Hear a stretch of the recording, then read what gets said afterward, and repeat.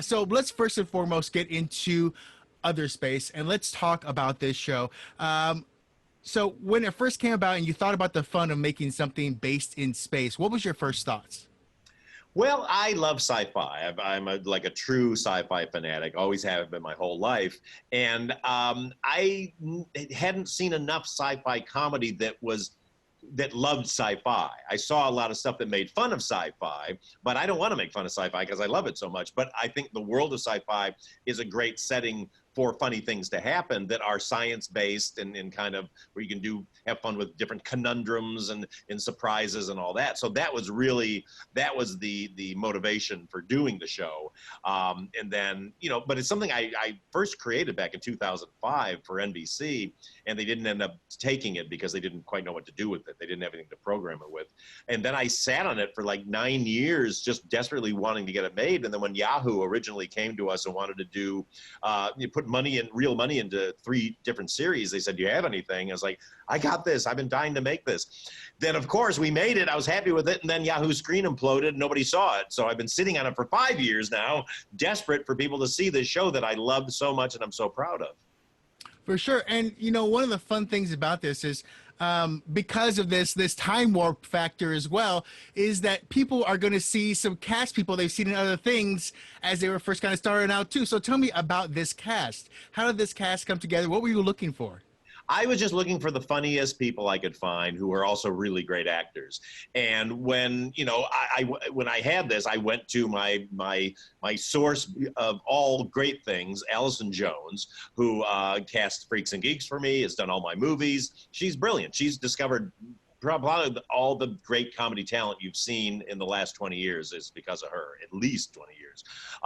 So I just said, like, throw the door open wide. I don't have any archetypes I'm looking for. I mean, they had things in the script, and I was like, this is how we do it every time. Like, find me the greatest people, and I'll adjust the role if they're not who I thought was going to be in the role.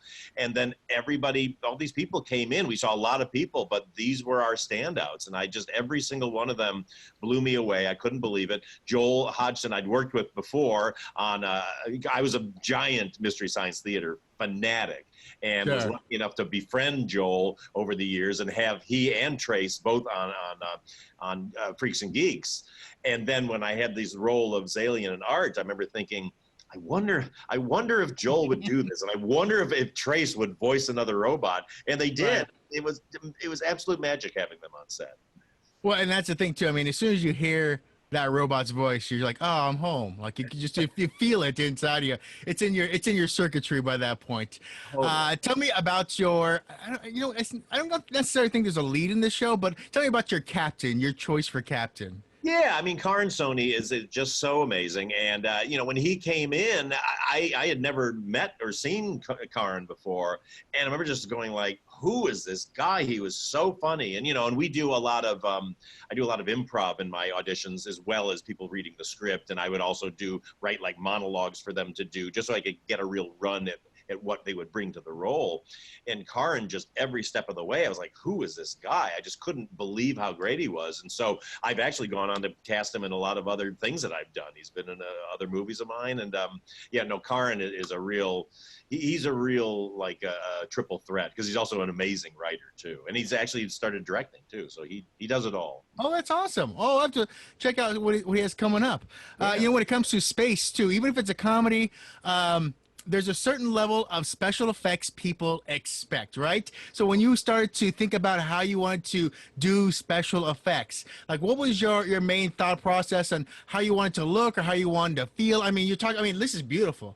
I mean, the space and the ship itself. So what was your thought process on building this? Because that's the beauty of building these universes unto themselves. Yeah, I mean, we had limited money, but I didn't want it to look cheesy. I didn't want it to look like we had crappy models. I mean, I love models. I love practical effects. So I just knew for the budget we were on, we couldn't pull it off. So yeah, these are what we came up with. We had a great design team. I love that spaceship so much. I'm so proud of that because I'm a hardware nerd. I'm a sci-fi hardware nerd. That's why I've always been a little more Star Wars than Star Trek because I just love the stuff. Right. When our team designed that, and then, when I started to see the effects, I was really, really happy with them because they had a very ultra realistic look to them.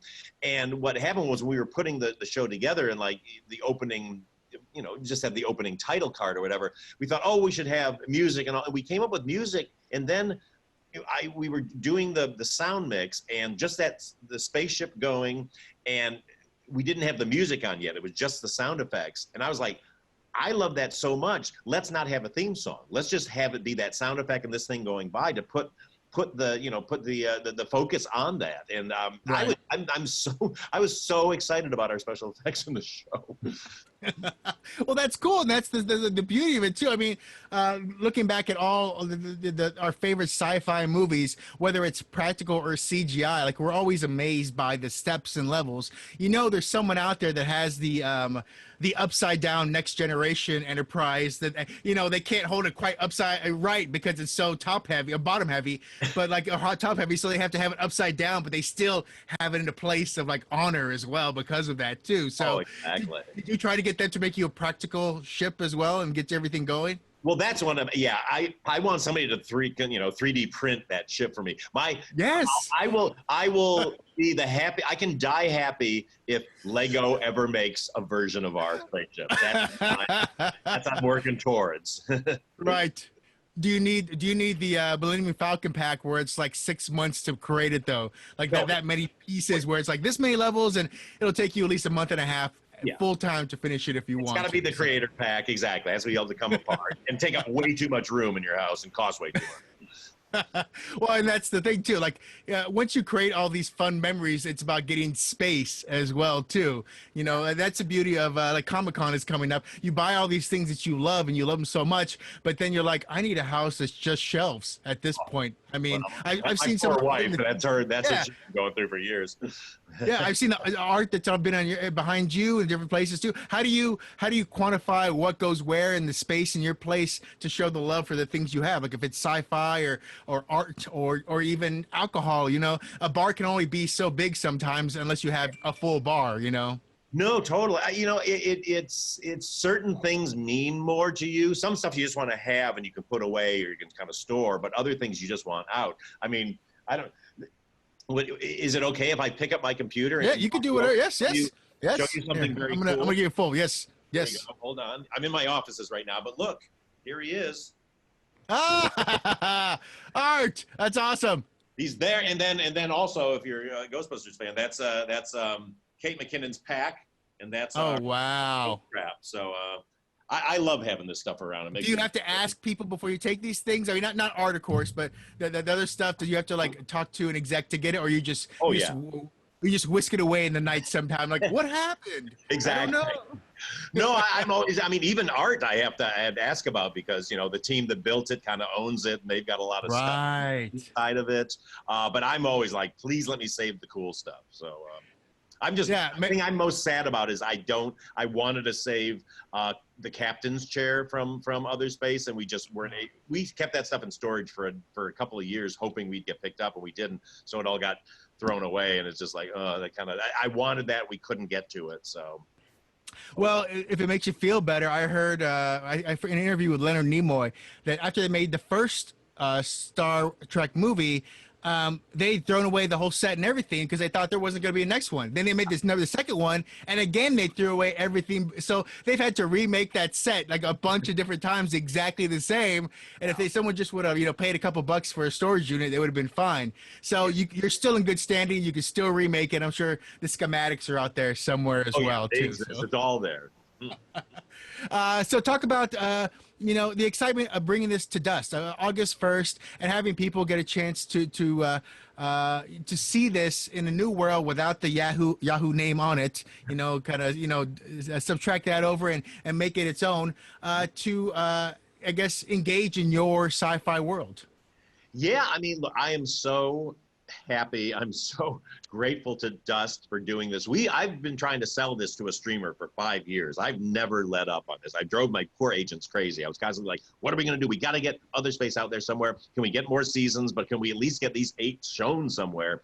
And I would have predicted it'd be so hard to get somebody to take a show that's already made, but they they all want to do originals, they want to do stuff that nobody else has put out. And I think the fact that it was on Yahoo Screen and the platform fell apart, it just looked at it like, okay, well, that's just part of that, and and it's a failure or whatever. But I knew he had a very loyal but micro fan base for the show, so I know that the show was good, and because everybody involved was so good, but it just went away, and it's this heartbreak of going like, there's this thing I know if we had stayed on for a few more seasons somewhere, I think we would have completely taken off, because look at this look at that cast. Is that a cast or an oil painting? My God, it's like a Well, and that's the thing too. Like, you got to get to see. It was 3 seasons, right? That's the magic number. That's syndication, and that's where you get out there. Hey, you had a character who spoke another language. I'm not going to give away which one and what language it was, but there are opportunities for other things too.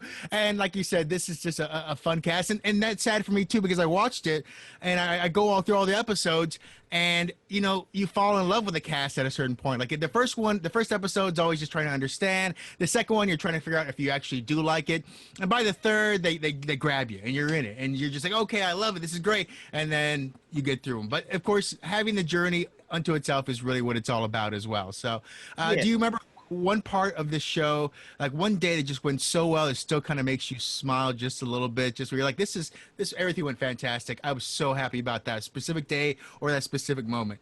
Well, I mean, you always kind of focus on when you're shooting the pilot sometimes of just going like, oh, this works. Like, look at how good they all are. And they're meshing well, But I think the third episode was really the one where I kind of went, wow, because I love all the episodes. That one is a particular favorite of mine because I just think it's so funny, the whole idea that Art dies and then kind of how that resolves and how it just turns back upon itself. I love things that kind of like have this weird circular logic that then almost like subvert themselves at the end. Right. Like my favorite Monty Python sketch ever was a thing called The Lifeboat, where they're on this lifeboat and they don't know what to eat, so they're debating who they're going to eat, and they're going to eat somebody's leg, and they're going to eat this guy, and then by the time they decide who they're going to eat, they're like, oh, we can have all these vegetables, and they have all these canned goods with them. It's like that's hilarious. I love that kind of thing. So that's kind of what the episode is. No, that's awesome, and that's something that I do enjoy. Like, I have to say that there are some funny things in this, because there are some things that you have some characters who are, covered in slime, or having to do costume changes, or all these fun things too. So, when you have that sci-fi world, like, what was your thought about what you wanted to do in the world of aliens, and how you wanted things to kind of come into play with that too, because there you go to a different galaxy or a different universe, there's different rules. So like, Yeah. what was that conversation like? Well, I mean, that's when I first created it. I really wanted to get them in a completely different reality. That, and I had been reading about the membrane theory of the universe, which is, that these different kind of amoeba-shaped things are floating around. Occasionally they crash and there's a tear. So that was like catnip to me, of like, oh, good, we can go to a different universe that even looks different. It's got different lights, everything, playing around with the idea of, are the physics there different? That's all stuff we really wanted to explore. But, the whole just idea of being in this place that at first has these beings that are just kind of going into them, and controlling them that you can't even see. But, the universe is so big, we go like, there's endless possibilities for bringing in guest stars and guest creatures and guest entities. But I just always really wanted to play with the tropes of sci-fi, and also you just have that ability to go beyond, if you're doing just a normal show about normal people, to go Right. like, we can bring all this other weird science in, and we can bring in science that doesn't even make sense, because we can say, in this universe, this is how this science worked. And that's what I was so excited about getting to play with as seasons went forward. So hopefully someday we'll get to do more of these. Yeah, for sure. Well, that's the beauty of today, especially now with this quarantine. It seems like we could come out of this and anything is possible. Anything is game. We could have anything happen. And as you know, everyone is gobbling up content that's already done because they can't create anything right now. Movies, of course, pushed everything back, so that makes it a little easier. They still have a catalog, but TV is going through that catalog pretty quickly right now.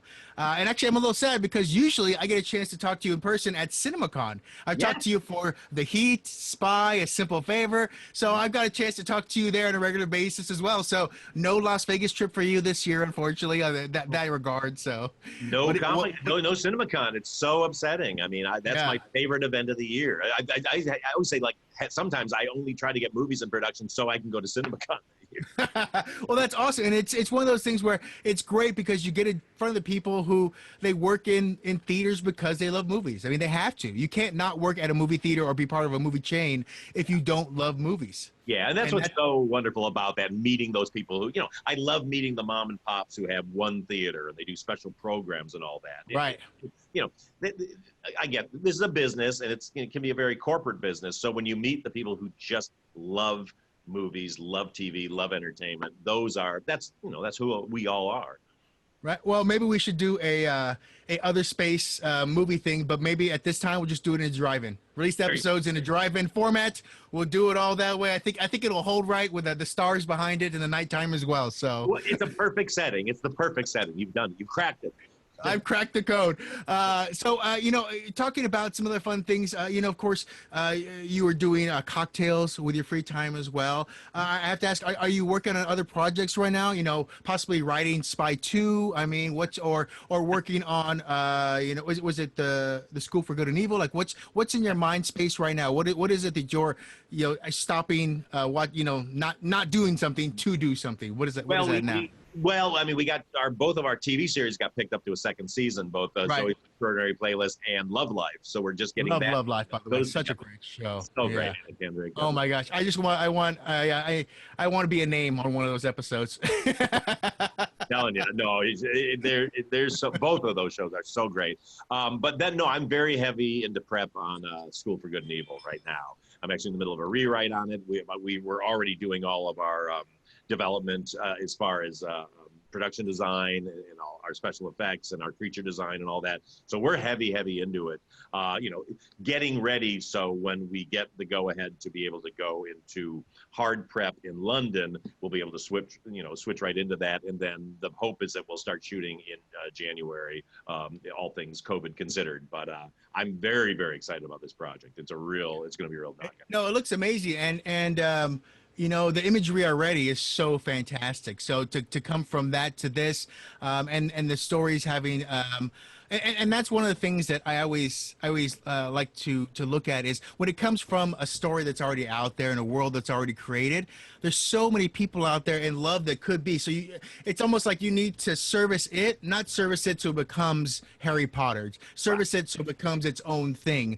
And I think that's a lot of the time when I see movies, I'm like, they're just trying to make this. This is just kids Men in Black. This is just kids. This is just and so that's why I look forward to seeing what you do with this, because when you have a great universe like this, it's kind of interesting to see how you create it and how we roll out those things too. So yeah, it's going to be a gorgeous film. I mean, we're going for it on this one, and I've not been this excited about something in a long time. That's awesome. One last question, if I can ask, is you come to direct so many shows. Beloved shows are already going from Arrested Development and Nurse Jackie to Park and Rec in The Office. What was the one that was kind of maybe a little daunting to walk into, that set where you were like, okay, this is going to be something where people are going to look at me, and this is going to be something where I want to judge myself and how good I do here as well? Do you remember, do you have one particular? Yeah, I mean, look, anytime you come onto a show as a director for hire, it's always a little scary because they've been up and running. But I think I was most nervous about Nurse Jackie because I'm not a fan of medical shows. I never have been because I'm a little squeamish around all that, so I don't really watch it. So I went into it kind of going, this is going to be a great challenge, but also going like, I could really screw this up or be completely lost in this of how to capture this. But it ended up being possibly my favorite for hire TV directing job because they were so wonderful. The people who ran that show, and obviously Edie's amazing and the whole cast, but they really encouraged me to just play camera-wise and directorially with, they loved when we would do like oneers, which is usually verboten in TV. They were just like, a lot of times because they didn't want to have to cut things out or have the ability for the network to lose things. So they go like, if you want to do a oneer here, it's like, oh my God. So we would figure out these oneers and it was really exciting. So that was really fun. I ended up having the greatest time on that show. That's fantastic. Well, I thank you very much for talking with us. You know, this show, like I said, I think it's going to be great on Dust, and more importantly, I think we should do the drive-in thing. We'll Yeah. do a curated bar as well, and have it all set up so it'll be a perfect time for everyone to enjoy, laugh, and be separate from each other, which is the key, of course, as well. Exactly. Um, Wear your yeah, mask. Wear your mask, everybody. It's not wear a your political mask statement. too. Be Yeah. smart. Oh, Don't be so selfish. Mhm. well, you know, with your fashion, I thought you would have had a particular, a houndstooth masks and things to match your garb. Do you have those? I actually have those. The problem is that a lot of them, no matter how good they are, don't have this metal in the nose. So as a glasses Ah. wearer, if I don't have that, when I breathe, it just immediately fogs up my glasses. So I understand that. Yes. so it's function yes. over form right now. Function over form. This is still Brooks. This is made by Brooks Brothers. So lest you think I've completely. Oh no! You know, I understand tags very well. Although when you're showing me the nose metal part, of course, I think of the jerk first. So I need the handle. You're gonna have that. You should just do it. Gets it. Make your own line of fashionable masks with glasses connected to them already. I'll be a millionaire like Steve Martin. A million. Well, that's the thing. Everyone's trying to figure out how to come out of this better than when they went into it. So, you know, if you could figure out how to do that, well, that's all for you. So I'm 100% looking forward to. And I look forward to more cocktails from you when you have the time, as well as the School for Good and Evil and everything else you're doing right now. Thank you very much for taking the time, and I hope you have a fantastic week. And I want you to stay safe, stay healthy. You know, all that good stuff as well, Appreciate too. it. So. Thank you so much. And you too. And if anybody is looking for a bottle of gin, go to artingstallsgin.com because I have my own gin too. I have my own gin. That's right. You know, I did know about that. And you know what's funny? I actually enjoy Bloody Marys with gin more than I do with vodka. Yeah. So I am a gin person. I have had a Bloody Mary brunch at my house where I've had 16 different things to add to your Bloody Marys as well. So you need to have all that stuff to make it right. So Artingstall's goes great in a Bloody Mary because it's not a heavy gin. You know, it's just a very it's a gateway gin. Anyway. If you're looking to booze it up this weekend, there you go. If you're looking to booze it up this weekend, it should be the title of your book. It's my credo in life. Well, I have it tattooed on my forehead. Right. If you're looking at booze, just hold it kindly up there too. So, well, we look forward to that. And you know what? Hopefully, when this all ends, you get a chance to travel around with your gin as well. Yeah. Did you get a chance to do that to any of your liquor stores when you first announced or anything? We were just about to do it when all this happened. So I know, but we'll be out there because I love it. It's my I'm very excited about it because I've been trying for years to do this too. So. It's a lot. Well, I look forward to it. Well, I am a man of taste, so I go to the wine conventions, and I've done the spirits conventions because I cover that luckily, so I can try higher end gins and vodkas and sipping whiskeys on someone else's dime. Essentially, is my goal to have to. But I get to go try them and report on them, which is fantastic. But the beauty is that I'm based on how good the quality is too, because you could put anyone's face on something. I know Channing Tatum has his own as well. I've never tried that.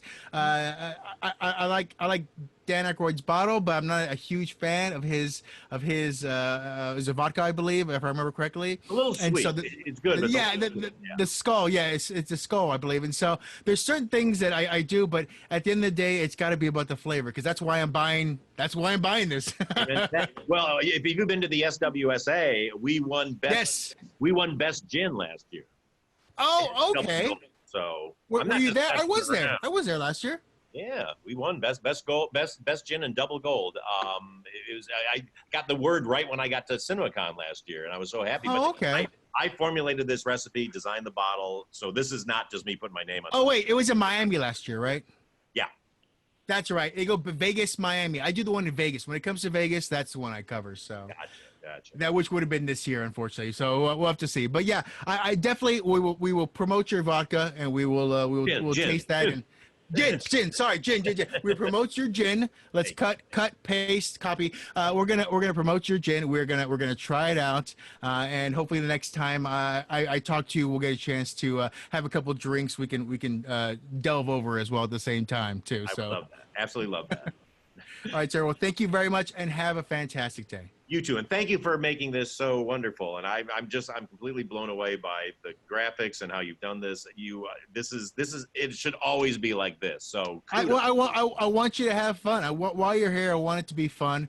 And more importantly, I want you to feel like you're part of a show and you're part of, we're engaging each other in the same kind of theme and feel. And it's easy to do it when we're talking about a show like this as well. It's so easy to talk about it when it comes to a fun show like this. So I'm more than happy to create anything in kind of world to keep you interested and happy. And then next time we'll have a gin themed one as well, and we'll go for we'll have a little CG of drinks falling in and things as well. Maybe we'll produce one of your cocktails so you can have a full show for yourself as well or something. I'm there. I am there. Thank you so much. Really, Thank you very much. And to of see course. you. Dust, August 1st is where people can catch Other Space, and they should very much catch it. And beyond that, we will look for everything else for you too. I have to say, everyone watch the show. It's so much fun, and the characters, they do grow on you after, like I said, by about episode two, end of two, I'm like, I got to watch more. I have to watch more. You can't stop, and that's the beauty of this as well. Is it going to be released all at one time? Right? Correct? All as one club? I believe so. I believe it's putting out Okay. for a binge. I believe. Yeah. Fantastic. So that's going to be a fun time for everyone when they get a chance to start that up. So once again, thank you, and you have an amazing day. Thank you. You too. Back at you, and I will talk to you soon.